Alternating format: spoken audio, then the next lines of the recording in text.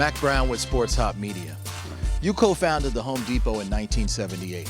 At what point during your journey did you make the decision to pursue ownership in an NFL franchise? I'd been a season ticket holder for many years, and there's a long story behind the connection between the Smith family, which brought the franchise to Atlanta in 1966, and it's been incredible commitment on behalf of their family. So through some folks that are no longer with us, John Imlay and John Williams, I got to know the Smith family. And I had a chance to think about it. I said I could sit on the sidelines for the next 30, 40 years and just complain like everybody else does. Paul Tagliabue, who told me at the closing, he said, the Falcons never had winning seasons back-to-back. And I said, well, that can't be correct. But Paul was the smartest guy in the room, not because he said that, but because he really was. And I checked, and he was right. So I said, I need to go forward and try to buy the team and try to improve it, not for myself and not really for my family, but for the family of Atlanta, for all the citizens that have been incredibly great to our businesses here over the years. When I moved here, there was less than 1 million people here. Now there's close to 7 million people living in this region. So, and we've had great success in doing that. So. But it is the NFL, there's parity. Not every year is going to be a perfect year. Last year was not a great year for us. We had hoped to be the first team ever to host and play in the Super Bowl. Didn't turn out that way for a lot of reasons, but every team has reasons why it didn't turn out that way. But we're led by a great head coach, Dan Quinn, and Thomas Dimitroff, our general manager, and we should be back next year and very competitive. How did you facilitate the process of having ownership, not only in the Atlanta United, but the Premier League as well, when it comes to soccer?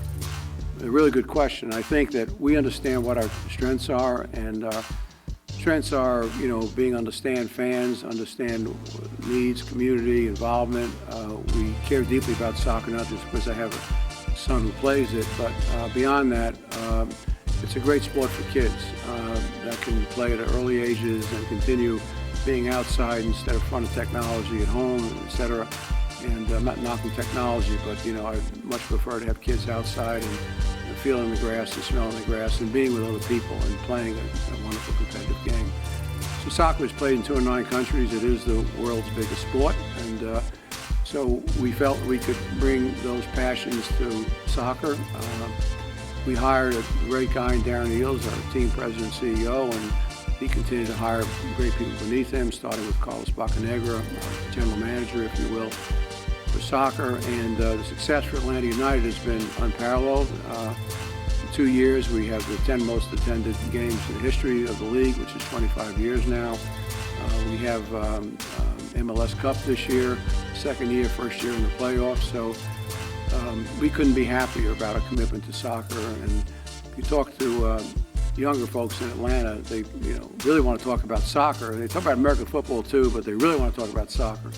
So we're thrilled to be part of that scene and help support those fans as well. And looking forward to 2026 when the World Cup will be in North America. FIFA made decisions for a lot of reasons, but one of the reasons they came to our stadium, and they loved it. And they loved the fact that the stadium was designed to accommodate FIFA standard soccer. Seats pull back, you have great sight lines. I mean, didn't make any financial sense to do that, but we knew eventually we wanted to have a soccer team, so we needed to do the right thing for our soccer fans. They can't ever feel like they're a stepchild to anybody. So soccer fans appreciate that, and they show us that with their energy. If you come to one of our soccer matches, I tell folks, get ready to stand for an hour and a half, because the only time you sit down is at halftime. Other than that, you're going to be standing, no matter how old you are, how young you are. What role did you play in the structural design and the implementation of the layout in the Mercedes-Benz Stadium? Because it is a beautiful facility. It is. Since I'm an engineer, I'm just kidding. I would say this, and it's one of the reasons the price on the stadium continued to escalate. We had a little delay because we were trying to accumulate the property around the stadium that made sense and do it in a collaborative, cooperative way. And we did that, but it gave us even more time. So my role was to look at good ideas and say yes to them. And fortunately, we had a design team, a construction team, and an inside team that understood the focus was on an incredible guest experience. And so I don't know how to say no to good ideas. And we kept saying yes to them until the design team finally said, listen, we got to stop. At some point, we actually have to start construction on this thing if we're ever going to get it finished. So we kept finding ways to say yes to great ideas. They weren't mine. I had opinions about a lot of things, but, you know, most importantly, no different than our coach or general manager. They make decisions on the football side of our NFL team. Same thing in the MLS team. President and Carlos and coach make decisions on that. But in terms of taking care of our fans and making sure we have the great hospitality, I'm a fan, and I represent them.